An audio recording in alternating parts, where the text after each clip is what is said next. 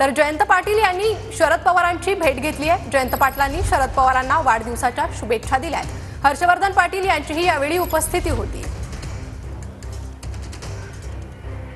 तर जयंत पाटलांनी शरद पवारांची भेट घेत त्यांना वाढदिवसाच्या शुभेच्छा दिल्या आहेत। शरद पवार यांचा आज 85वा वाढदिवस आणि या निमित्तच जयंत पाटील त्यासोबत हर्षवर्धन पाटील यांनी देखील त्यांना वाढदिवसाच्या शुभेच्छा दिल्या आहेत।